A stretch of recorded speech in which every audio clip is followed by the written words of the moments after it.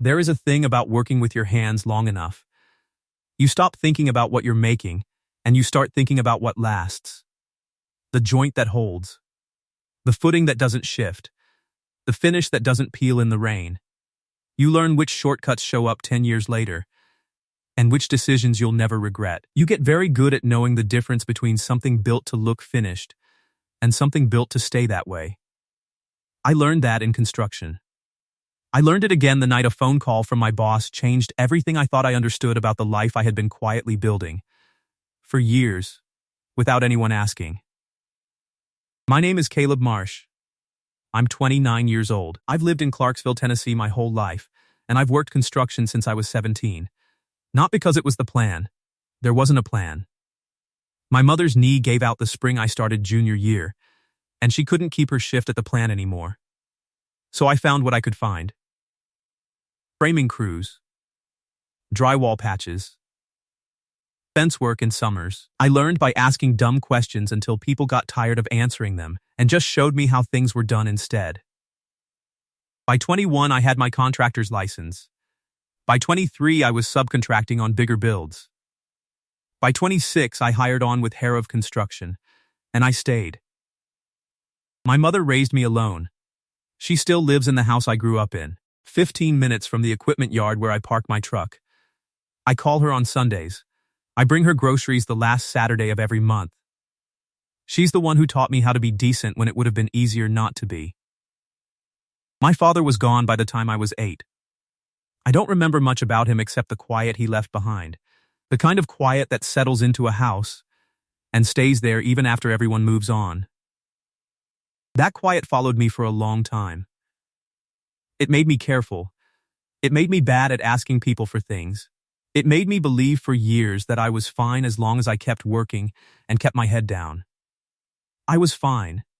I just wasn't anything else. I had the workshop and the job and the weekends where I built things nobody asked for. Shelves, chairs, a bench for my mother's porch, a cabinet for a neighbor who couldn't afford a real one. I built because it felt like proof. Like every finished joint said, "You're still here, and you made something good."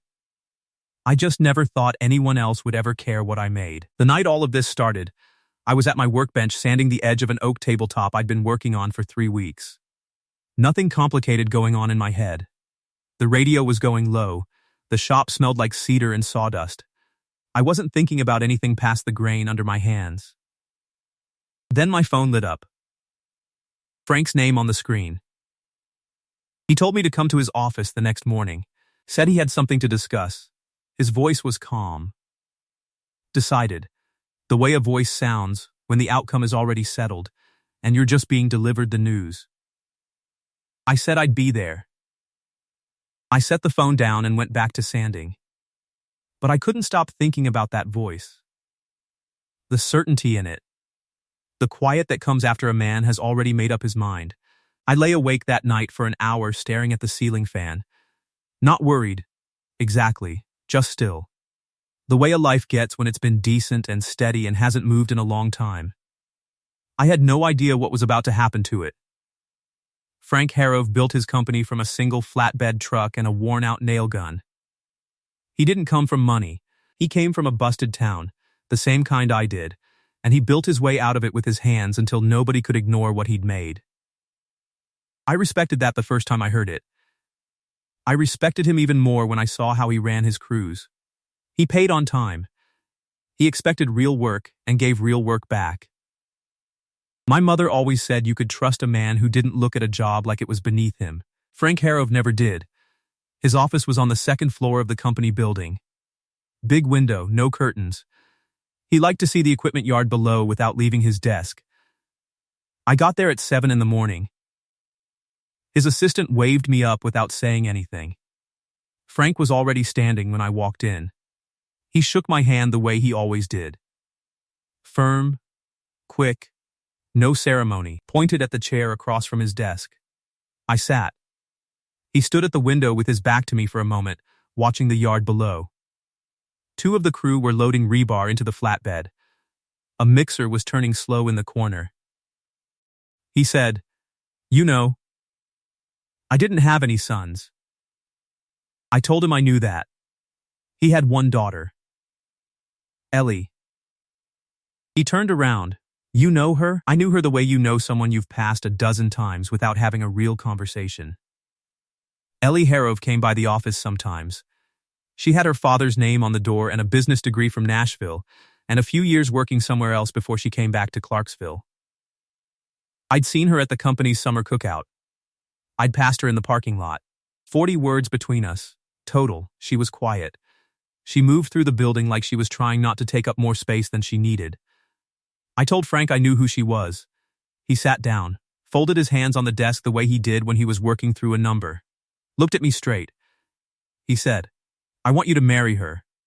And if you do, everything I've built is yours. The company, the equipment, the property holdings. All of it. When I'm done, it passes to you both, and you run it. The room went very quiet. The mixer was still turning outside. I said, sir. He held up one hand. Let me finish. I've watched you work for 2 years. You're honest. You don't cut corners. The men trust you. The clients trust you. You're the kind of man this company needs to stay what it is. I didn't say anything. I'm not asking you to perform, he said. I'm asking you to consider. You take your time, you think it through, and you give me an answer. There was only one question I needed to ask. Does Ellie know about this conversation? Frank's expression didn't change. She knows, he said. I thanked him and walked out. I took the stairs down slowly. My hands felt strange against the railing. I kept moving. Ellie was in the hallway at the bottom of the steps.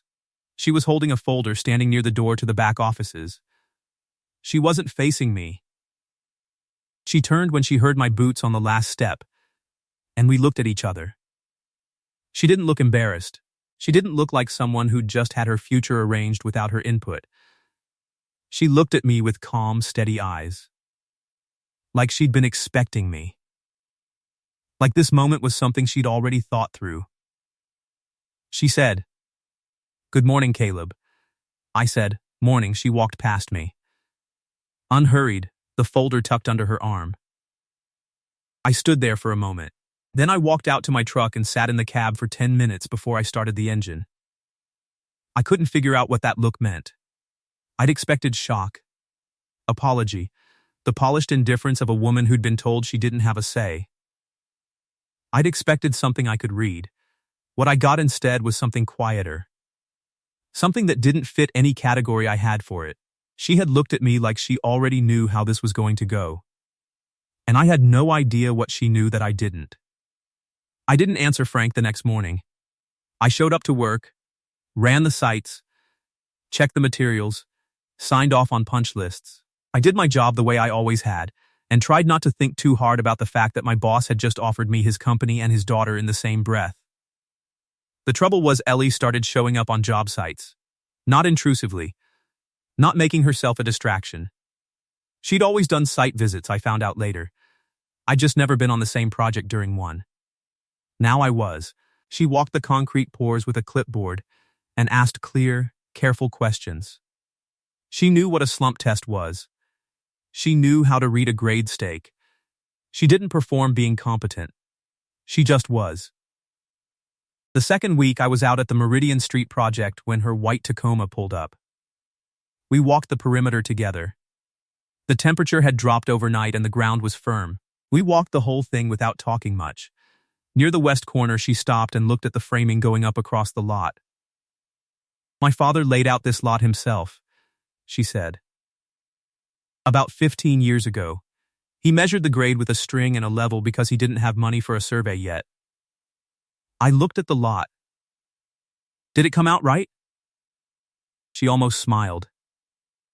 Close enough. At the end of that week, she brought lunch to the crew. Nothing elaborate. Sandwiches from the diner on 4th, sweet tea, and a cooler of ice. The men thanked her and she waved them off like it was nothing. She sat at the fold-out table in the job trailer and ate half a sandwich while I worked through a materials order. We didn't talk about the arrangement. We didn't mention it once.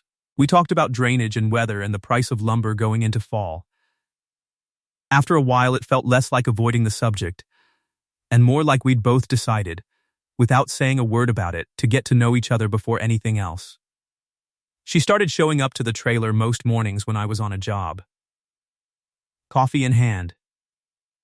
Laptop open. Doing her own work while I did mine. She never asked me to talk.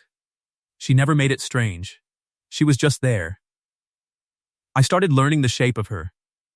The way she tapped her pen against the edge of the table when she was thinking through something difficult. The way she went quiet when she was reading something that bothered her. A real quiet, not a polite one. The way she laughed at a dry remark about 3 seconds after everyone else. Slow and careful, like she needed to be sure it was real before she let herself respond. One afternoon she asked what I did on weekends. I told her I built things. Furniture, mostly. I'd had the habit since my early 20s and I'd never been able to shake it. She said, like what? Tables, mostly. Some shelving. A couple of chairs. I built a bench for my mother's porch last spring. She asked if she could see the shop sometime. I said sure, expecting her to forget about it the way people forget things they ask in passing. She didn't forget. That Saturday she pulled up to my house at 10 in the morning in the same white Tacoma, and I walked her out to the garage. The oak tabletop was on the bench, nearly done. Final sanding left. She walked around it slowly, ran her hands along the grain the way someone does when they're actually paying attention, not performing attention, just giving it. You're close, she said. 2 more sessions, maybe. She crouched down and looked at the underframe, checked the joinery at the corner, stood back up. You dovetailed this yourself. Hand cut. She was quiet for a moment. Then she said, you put a lot of yourself into things. I kept sanding. I didn't answer. She didn't push. She stayed 2 hours. We had coffee on the tailgate of my truck, and she told me about her first year back at the company. The part where nobody knew quite what to do with the boss's daughter, where she had to earn every room she walked into twice over, because the first time never seemed to count. She said it plainly, no bitterness in it. I think people expected me to be decorative, she said. And I'm not particularly good at that. That was the first time I felt something shift. Not something dramatic. Just a small movement in the part of me that had been keeping careful distance. Something loosening that I hadn't known was tight. She left before noon. I watched her truck pull out of the driveway and stood at the end of the garage for a long while. I thought about the way she'd looked at the dovetail joints. The quiet attention in it. Like she understood that some things take longer than they should, because they're worth doing right. I went back inside and picked up the sanding block. I didn't know what I wanted yet, but I knew I didn't want to stop finding out. About 5 weeks in, I was finishing a late walkthrough on the Riverside site when I heard Frank's voice on the floor above me. The building was half occupied. He had a habit of using the empty offices for calls he didn't want overheard in the main building. I wasn't trying to listen, but the site was quiet, and his voice carried down through the ceiling. I told you, I'm managing it. A pause. That's my decision to make. Harder than his usual tone. The edge I'd only heard when something was seriously wrong on a project. I'm not discussing the timeline. I just need to know she's going to be looked after. Another pause. 6 months is an estimate. I know what an estimate means. I stopped moving. His footsteps crossed the ceiling slowly. I heard him exhale, long, heavy, the way someone breathes when they've been carrying something and set it down just for a moment.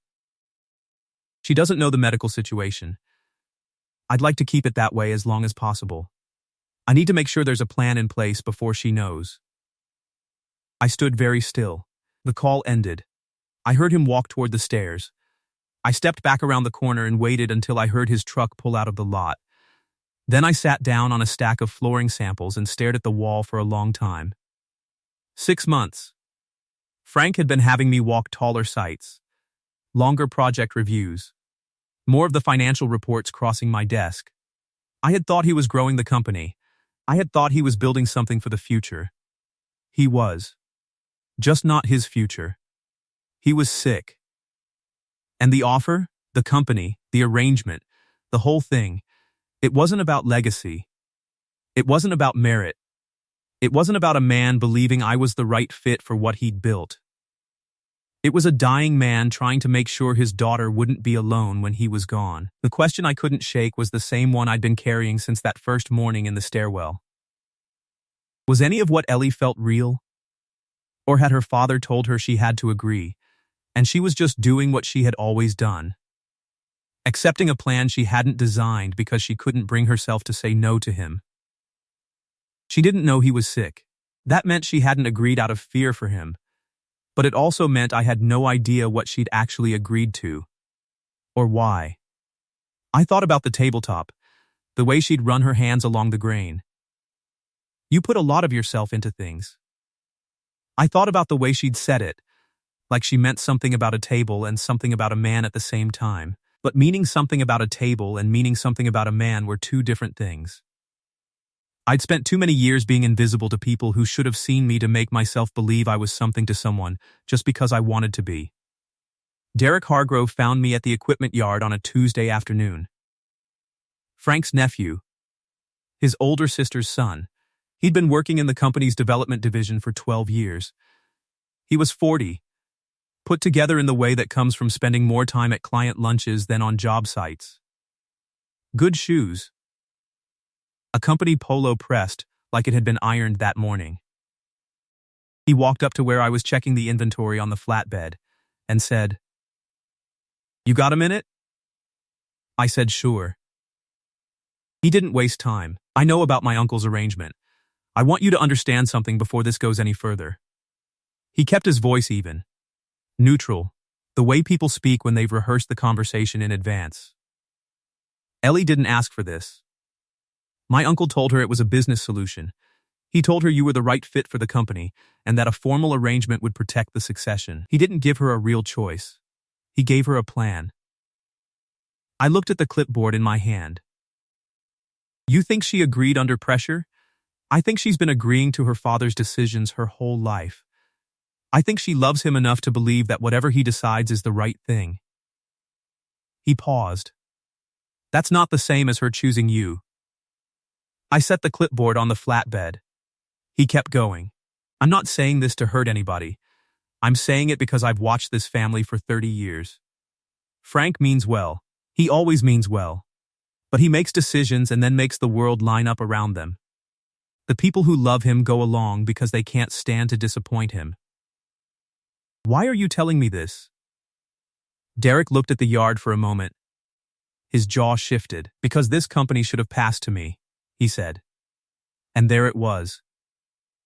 The line under the line. Not because I'm family. Because I've given 12 years to this place. I grew up in this company. I watched Frank build it. I know every parcel we own, every subcontractor we've ever worked with, every deal we've ever made. I'm not the villain here. I'm the one who's been here." He walked away. I stood at the flatbed for a long time after that. The thing about what Derek said was that it fit. Frank made decisions and made the world line up around them. Ellie loved him enough to go along. And I was the man Frank had decided on, which meant Ellie might just be doing what she always did. Accepting a plan she hadn't designed because she couldn't bring herself to refuse. I thought about the workshop, the way she'd crouched down and looked at the dovetail joints. "You put a lot of yourself into things." I thought about her saying it. But meaning something about a table and meaning something about a man were two different things. And I'd spent too many years being invisible to people who should have seen me to make myself believe I was something to her just because I wanted to be. I needed to know. Not because of the company. Not because of Frank. Because of her. I went to the Harrow house that evening. She was on the back porch with a glass of water beside her and a stack of papers in her lap that she wasn't really reading. The sun was going down behind the tree line. The yard was completely still. She looked up when she heard the screen door and didn't seem surprised to see me. I sat down across from her. No preamble. "I heard your father on the phone about 3 weeks ago. He was talking to someone about his health. 6 months. Something about you not knowing yet." Ellie went very still. "He's sick," I said. "I don't know the details. I don't know what kind or how serious, but I know he made this arrangement because of it. She set the papers down. She looked out at the yard. She didn't say she already knew. She didn't say she'd suspected. She sat with it, the way someone sits with something they'd had a feeling about and had hoped they were wrong. I thought something was off, she said.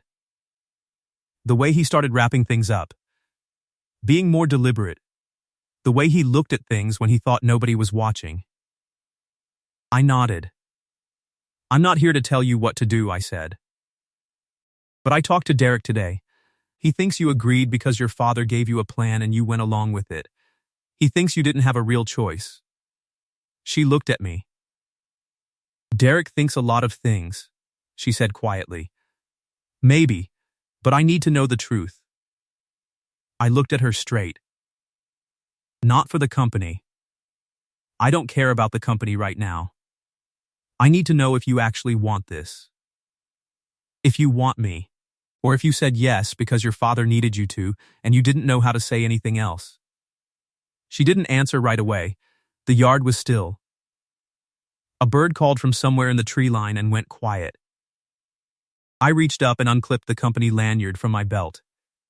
Set it on the arm of the chair between us. If you want me gone, I said. I'll be gone by morning. No complication. No awkwardness.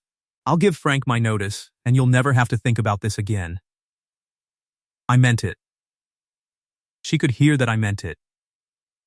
She looked at the lanyard. Then she looked at me.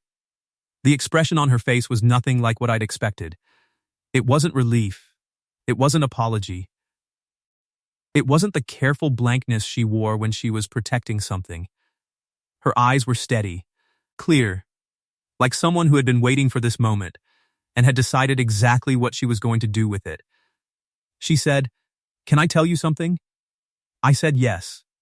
"I went to my father first," she said. Her voice was quiet, not hesitant, measured, the way someone speaks when they've been carrying something for a long time and have finally decided to put it down before he ever called you into that office. Before any of it. She looked at me like she needed me to stay with her. I went to him and I told him that if there was one person in this company he should trust with everything he'd built, it was you. I didn't say anything. I told him I'd watched you work for 2 years. The way you treat the crew, the way you don't let clients talk down to the men on the ground no matter who's writing the check, the way you stay late without anyone asking you to, and you never make it a point you want credit for. She paused for a moment. And I told him you were the only man I'd met in a long time who looked at me like I was a person and not an asset. Like what I thought and what I knew actually mattered. The porch was quiet. She turned and faced me fully. My father heard all of that, she said, and then he turned it into a deal. Because that's the only language he knows. He doesn't know how to be soft about something that matters to him. He knows how to shake hands and call something done.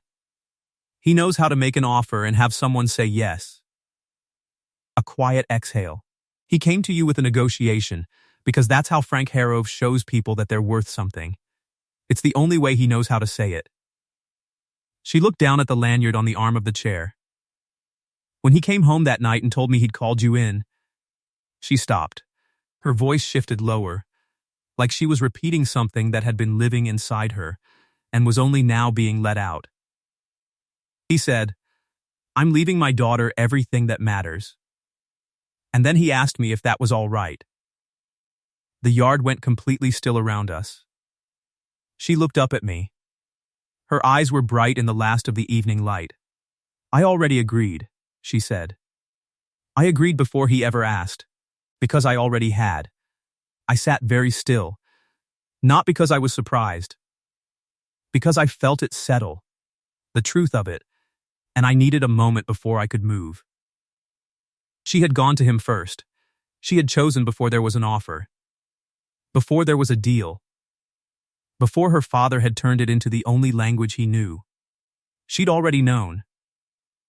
I picked up the lanyard from the arm of the chair. I didn't put it back on my belt.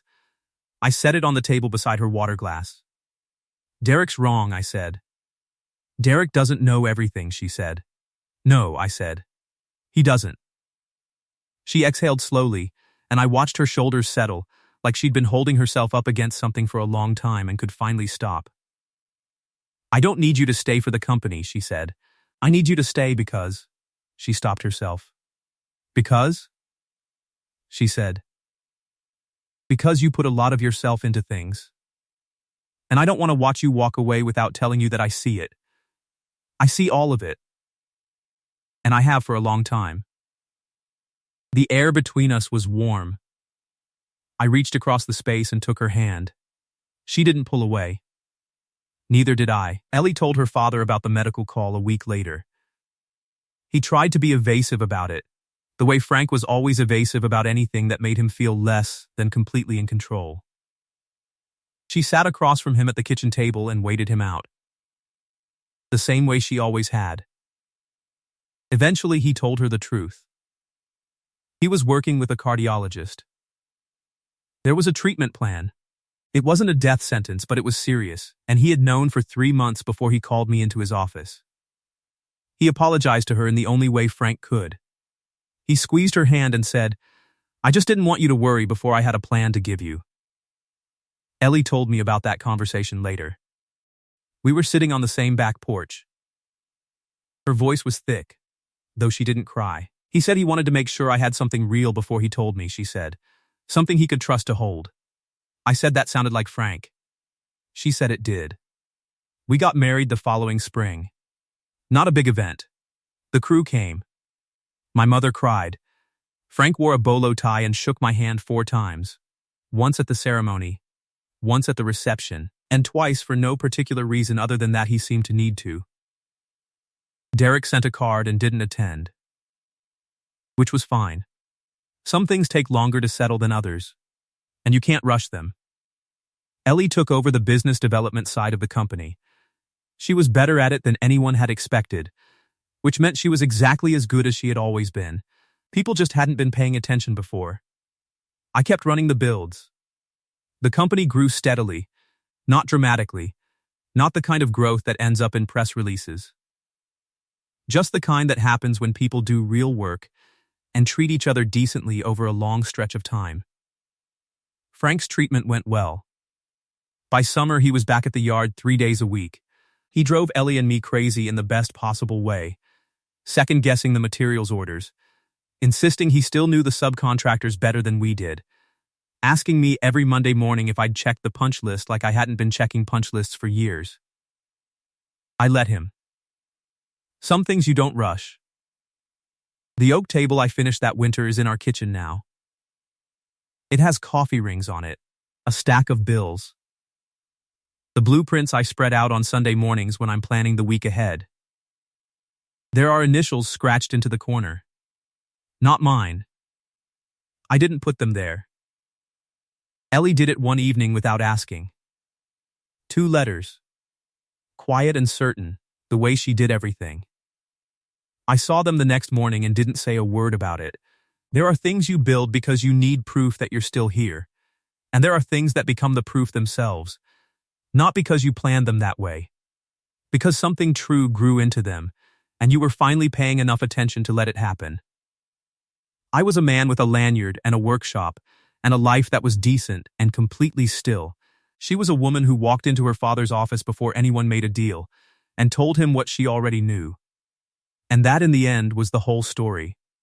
Thumbnail prompt photorealistic AI render, perspective road receding toward the horizon, rural American/Midwest US setting, dramatic cinematic lighting at golden hour, 16:9 aspect ratio. Foreground, a rugged man in a worn canvas work jacket standing at the open doors of a timber frame garage workshop, hands at his sides, jaw set, looking directly at camera with quiet resolve.